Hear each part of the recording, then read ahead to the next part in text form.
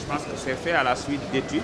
naturellement. Et les études ont montré qu'il fallait ériger un pont afin de pouvoir, en tout cas, assurer une bonne circulation. Car l'État du Sénégal enregistre énormément de pertes en termes de finances et c'est dû principalement à la circulation qui est très dense au niveau de Dakar. Donc il est important en tant qu'État, en tant que ministère des Infrastructures, de trouver des solutions qui vont faciliter la mobilité au niveau de Dakar. Il y a d'autres solutions parce qu'il faut quand même qu'il y ait une conjonction de plusieurs types de solutions afin de juguler cette question-là de la mobilité au niveau de Dakar. Nous avons maintenant au sein du ministère une équipe qui s'occupe de la mobilité et de la circulation. Et ces équipes-là vont travailler sur l'évaluation de l'impact surtout de ces différents ponts qui ont été érigés dans Dakar avant même de procéder en tout cas aux prochaines étapes. Ah les gars.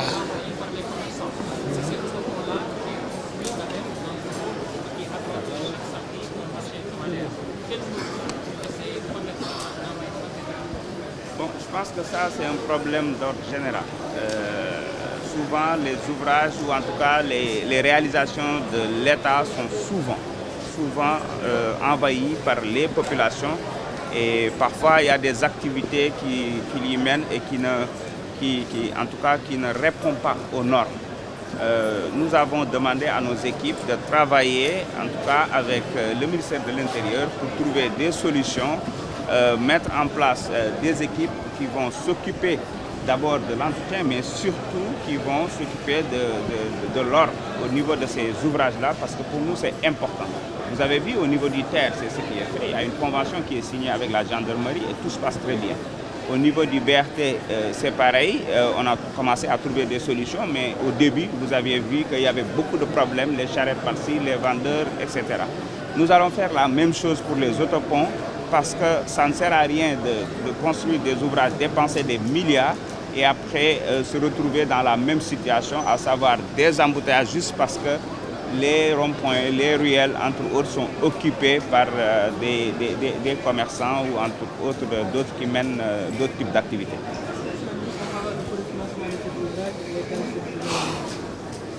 Bon, en ce qui concerne le coût, je pense que c'est dans les 14 milliards. Et il s'agit d'un pont qui est réalisé avec plus de 2,1 km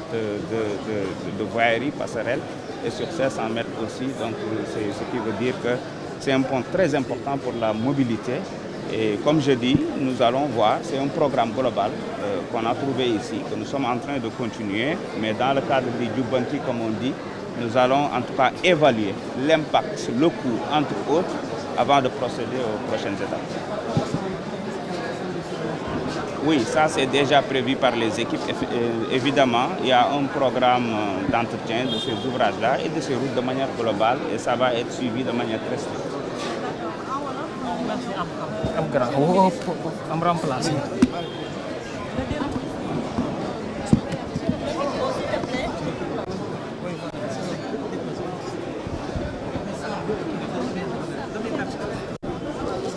waaw jërëjëf dañ fi teew tey ci ndigalu président de la république ak premier ministre ngir daloo li nga xam ne mooy autopont bi ñu defar fii ci front de terre ñëpp xam nañ ne zone bi dafa mas a nekk zone bu bëri embouteillage ndax li fiy dajaloo dafa bëri am nay selba yoon yu bëri waaye tamit dafa am ay activité commerciale am ay marché hebdomadaire ak yu ni mel yoo xam ne fii chaque fois askan wi dañ fi perte ay heures yu bëree bëri buñ fi bëggee jaar moo tax état wu Sénégal daal di xalaat ne faaw mu def ay autopont yoo xam ne dina yombal dem beeg dikk bi ci cadre boobu nag la ñu ñëw pour daloo bi nga xam ne defar nañ ko liggéey bi jël na daanaka fukki weer ak juróom-ñeent waaye li ci ëpp solo rek mooy dinañu xool li am solo mooy dinañu taxaw seetlu saytu ndax li tax ñi def autopont yi njëriñ boobu gis nañ ko dëggantaan wala fan lañ ci yam waaye tamit njëg gi naka la ñu ko mën a xoolaatee xëy na ba gën koo mën a yaxanal yooyu yëpp dinañ ko def ci cadre jubbanti waaye am na yeneen cas yoo xam ne aussi parce que da ngay booy defar mbir tamit doo defar saafara bi jur jàng comme que am na ay riverains yoo xam ne signalé nañu ne dafa am ay zone condamnées yoo xam ne bu tawee mën nañ am problème réseau wu ministère des infrastructures bi ñu defar pont bi ndax defar nañu ouvrage yëpp ak assainissement beeg yëpp mais daf ci am zone yoo xam ne dafa concerner ONAS ministère de l'hydraulique mais c'est l'État du Sénégal de façon globale moo tax bind naa sama naataango pour wax ko loolu que suñuy équipe dinañu dajaloo ñu waxtaan ci ñu def les raccordements qu'il faut trouver des solutions balaa beneen nawet bi di ñëw su ko defee population yi nekk ci seen jàmm te duñu am benn jafe-jafe. waaw projet bi comme niñ koy waxee Sénégal du Dakar dëgg la Dakaru moom moo gën a jànkonteeg ay problème mu embouteillage moo tax c'est important tamit ñi def fi projet yu ni mel waaye projet bi dañu am benn programme boo xamante ne nii c'est un programme spécial boo xam ne ci wàllu ay pont la ñuy bëgg a réaliser ci fee nga xamante ne nii mooy ci zone yi nga xam ne souvent période crue yi dañuy am problème comme fu mel ni Dandemayo bi comme fu mel ni zone Bakel bi comme ni ngeen ko gisee waaye tamit boori sud bi ay Sédhiou entre autres d'ailleurs dans ce cadre même mën nañu waxaale bientôt dinañu lancer nouveau pont de Ziguinchor entre autres donc il y a un programme spécial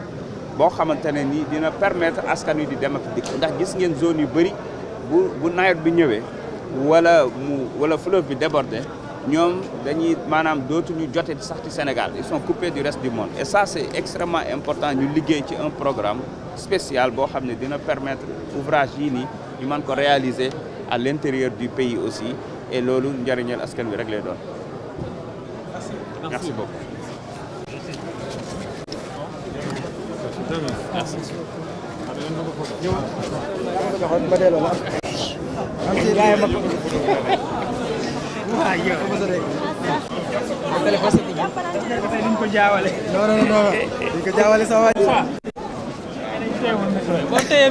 C'est difficile quoi.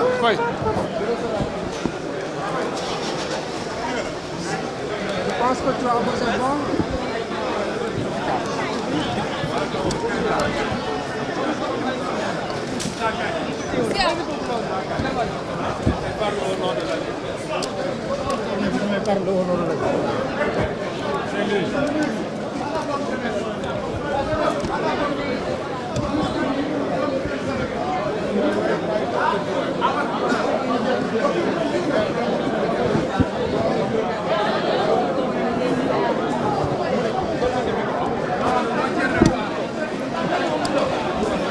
liggéeykat yi